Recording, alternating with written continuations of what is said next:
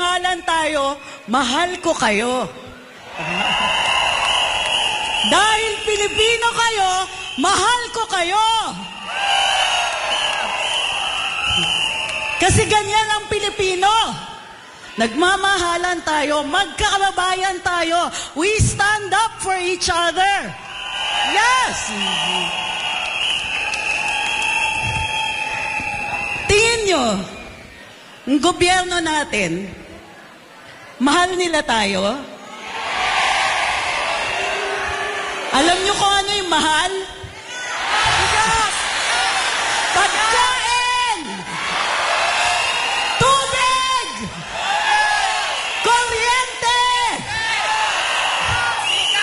Hindi nila tayo mahal. Pero mahal ang pagkain, tubig, kuryente. Pinapabayaan nila tayo.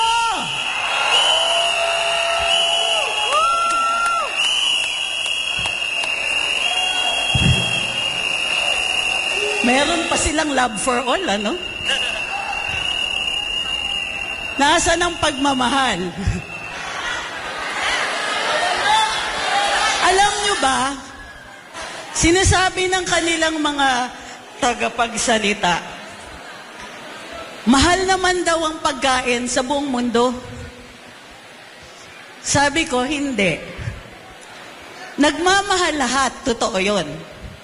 Pero dito sa Pilipinas, ang kumikita sa pagkain, yung middleman, mga traders. Okay lang kung maganda, maayos naman nakabuhayan. Eto ang problema. Alam ng gobyerno natin kung ano ang problema, lalong-lalo na sa agrikultura. Hirap i-explain to, ha? Mura nila bibilin dun sa magsasaka. Mahal nila ibebenta sa atin. Sinong kumikita?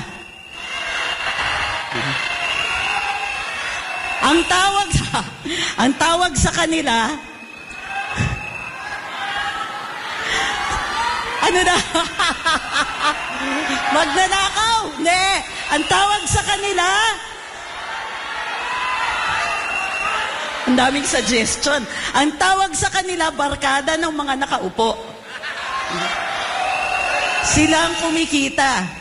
Kumikita sila sa likod ng mga magsasaka at saka sa ating mga mamimili. Ito yung problema. Alam nila kung anong solusyon. Alam nila kung ano ang kailangan gawin ng gobyerno para magmura ang pagkain. Tutulungan nila yung magsasaka. Bibigyan nila ng mga dryer. Bibigyan ng mga warehouses, silos, mga cold storage. Alam nila yung solusyon. Pero ginagawa ba nila? Ang bukod tanging sagot ng gobyernong ito sa pagmamahal na pagkain ay mag-import. Ay, ang galing. Ang talino. So, mahal ang pagkain. Ano pang mahal? Tubig. Paano tayo mabubuhay? Mahal ang tubig. May ginagawa ba sila para ibsan yung pagmamahal ng tubig? Tumataginting ang katahimikan tungkol dun sa taas ng presyo ng tubig. Taon-taon, sinasabi nila sa atin, magmamahal po kasi summer. Bakit kayo nagugulat? Taon-taon naman, may summer. Ano pang mahal? Kuryente! Ang hirap na ng buhay, dami pa nilang pinapaisip sa atin, no? Mahal ang pagkain, mahal ang tubig, at ang pangako ay magmamahal pa daw ang kuryente sa darating na taon. Totoo yan. Ang masaya niyan, brown out na, mahal pa yung kuryente. Saan tayo lulugar? Kailangan panindigan natin to, titindig tayo. Ang daming binangako sa atin, di ba, nung kampanya? Mahal daw tayo. Pero ang nagmahal ang pagkain, tubig, kuryente. Hirap ang mga mamamayan, nag-uumpisa na ang gutom, nag-uumpisa na ang brownout, at susunod niyan, pati tubig, mamamatay na rin.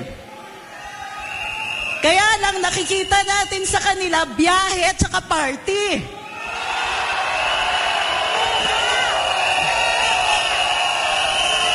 Huwag na nating tiisin ito.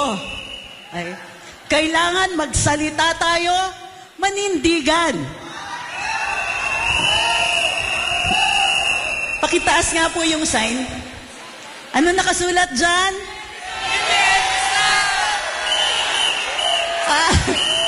Ulit. Anong nakasulat dyan?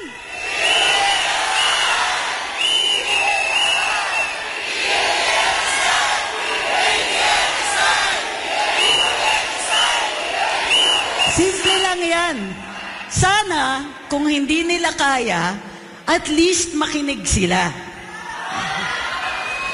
Nananawagan tayo na sana, hindi na nga, mahal na nga ang tubig, kuryente, pagkain, ang taas pa ng krimen.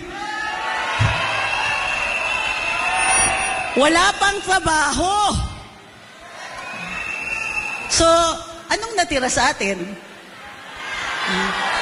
Nagbago tayo ng Pangulo. Manindigan!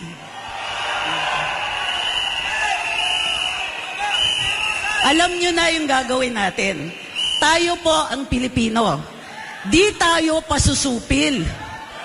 Di tayo pwedeng pigilan magsalita.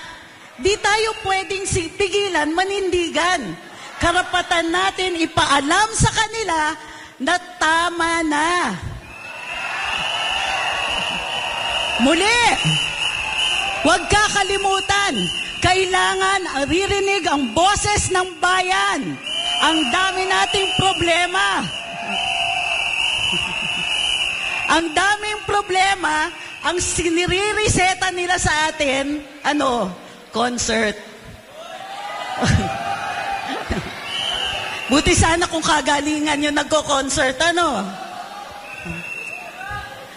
So muli, ang hinihiling ko lang, bilang isang tagapagsalita dito, kapitan natin yung galit natin. Kailangan tandaan natin kung ano yung ginagawa nila sa atin. Araw-araw, tayo yung nakakaramdam ng taas ng presyo. Pagkain, tubig, kuryente, araw-araw damang-dama natin. Araw-araw damang-dama natin yung kakulangan ng serbisyo. Araw-araw damang-dama natin yung krimen. Hindi tayo pwede manahimik. Kung kailangan, mag-social media, makipag-usap, ikwento sa mga kapitbahay, sa susunod na maisog, dalin natin sila. Magparami tayo, manindigan tayo. Maraming salamat.